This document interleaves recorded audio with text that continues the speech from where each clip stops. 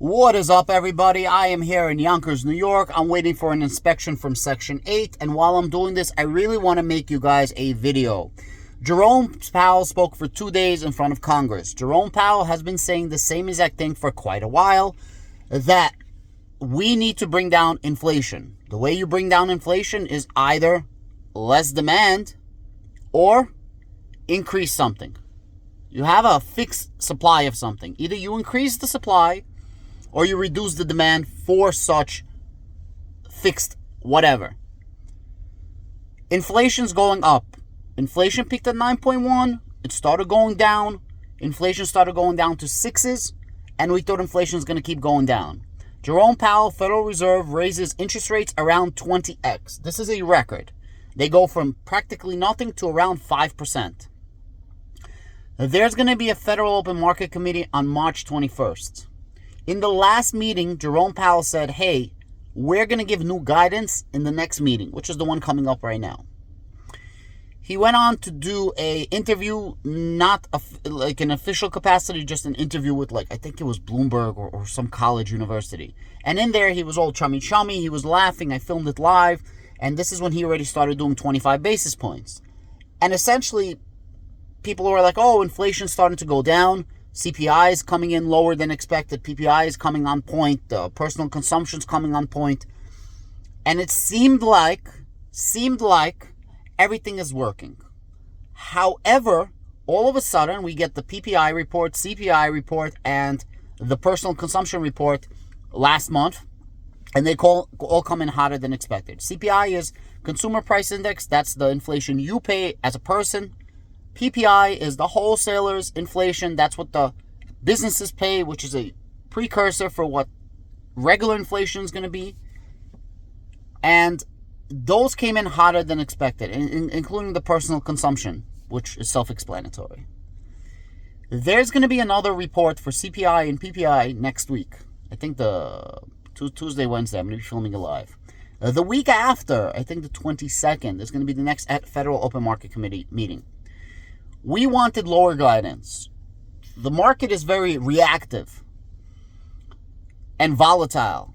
We wanted a lower guidance. So right now, the Federal Reserve says that in 2023, the interest rate is going to be a certain amount. I believe that interest rate was going to be 5.1%. Don't look at the actual amount, because that number changes up and down. Over the last year or so, that number keeps going up. Over a year, actually. As he's raising interest rates, that threshold's going up. It was like 3%, then it became 4%. Now it's like 5.1, I think. 5.3 off the top of my head. This next meeting, what's going to happen? They're going to probably, because nothing is certain except for taxes in the United States, they are probably going to raise the maximum federal funds rate that they see, the projection, the forward-moving guidance of the federal funds rate. When this happens, the market is going to react. Why? We were expecting 25 basis points or no basis points rate hike in the next meeting. We are now probably going to get 50 basis points, maybe 75 basis points, and in the next meeting, we're also going to get a raise. Perception is 9/10. The market reacts to perception of what's happening. Jerome Powell, in the report to Congress for 2 days, didn't say anything new. However, people like to think what they like to think. And the perception was that inflation was going down. Because inflation was going down, that means that raising interest rates was working. We don't need to raise them as aggressively because we don't want to tank the market. There's a very thin line between reducing inflation and going into a recession, which in theory can be hand in hand, and we quite possibly are going to be in a recession. I believe we are going to get a recession. But that's something else. So now you have the jobs also. The jobs report, we have like 3.5% unemployment, so something like this. It's literally, virtually, everyone's working. We need to reduce unemployment and increase. We need to reduce employment and increase unemployment. And this is something that Jerome Powell was saying before Congress. He was saying we need to raise it by like 1%. That's bullshit. We need to raise it by a lot more, the unemployment rate. Again, you can lower inflation by reducing demand. How do you reduce demand? you increase interest rates, which makes it harder for people to borrow or more expensive. And because they're not borrowing, and the United States is a credit country, like the world essentially is a credit world, if you're not borrowing, you have inabilities to purchase. Because you have an inability to purchase, because money is harder to find, it's more expensive, inflation goes down because the cost of the goods must go down to meet demand. This is 101, economics 101. The price of something is going to remain the price of something as long as there's the demand for that something at that price. As soon as the demand goes down for that something at that price, the price must go down, and vice versa. As there's increased demand for something, then the price needs to go up to reduce the demand. Now on the vice versa about what's happening. Jerome Powell needs to reduce demand. How? By increasing unemployment. One thing is to get the inability to get cheap money. The second thing is the inability to have excess money. What's excess money? Employment money. If you're unemployed and collecting unemployment, you have a lot less money. By definition, you're making less money than you did on your job, which is going to decrease demand. There's primary inflation, there's secondary inflation. Primary is things that you have no choice. You have no choice but to have this. What is it primary? Shelter, energy like gas, shelter, energy, gas, and food. Those are primaries. You need them to live. Secondaries is everything else. And then there's levels to this shit of secondary. Some things take priority over others. We're going to have this meeting on the 22nd. Personally, I think the market is going to keep going down. I have a short position on NVIDIA. I have a short position on the NASDAQ. I have a short position on the SPY. And I have a short position on real estate. I keep this very public in my Discord. The link is down below. It's a free Discord. No paywall. However, if you do want to support the channel, it's $3 a month. The link is also down below. I'll appreciate that. It's not doom and gloom, the world is ending. It's figure out what's the best play for you. Dollar cost averaging down and up is a time-honored tradition. It is a time, proven way of investing. I sold out of positions a while ago, saved myself tens of, if not over 6 figures worth of money. I have it on the sidelines. I've been dipping, buying, selling, trading, so on and so forth. I have a public portfolio. I actually am up on the public portfolio. I started it around a year ago or so, and I'm doing good on it. And I actually shared it with my channel members today, the plays that I'm actually doing. I'm selling one share of something and buying more, increasing my position of another thing. You just got to prepare yourself for what's going to happen. The average bear market is 9.5 months. We are currently in a bear market or not. I don't know. You guys decide. Currently, the SPY is down 19% or so. A bear market is 20% down. NASDAQ is down like 26, 27%. At one point, SPY was down like 22, 23%. And at one point, NASDAQ was down like 35, 36%. Is this a bear market? I don't know. You guys tell me. How long does the bear market need to last in order to be called a bear market? Did we recover? I don't know. You guys tell me. I'm just giving you guys the information. I'm just giving you guys the facts while I'm waiting for this inspector to come.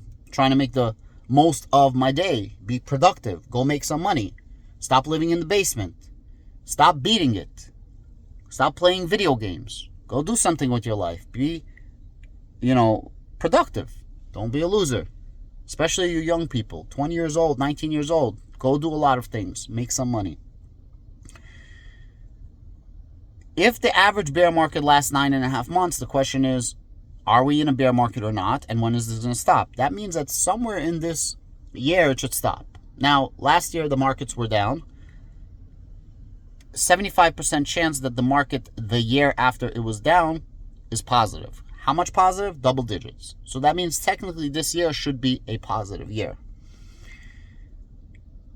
If the rates keep rising and the reports come out bad and they increase guidance for, raised rates, probably in 2014 we're going to have a recession. If you look at the bonds for 10-year and 2-year, 6 months even, 1 year, the 1 year, the 2 year, they're high, like 5% plus, some even over last time I checked, some of them. Why? Why are the rates high? And why is the 10-year lower? They believe that in 10 years, inflation is going to go down, while in 2 years, inflation is still going to be high. That's why they're giving you a higher rate. It's not that somebody wants to bless you. They give you rates based on what they think inflation is going to be.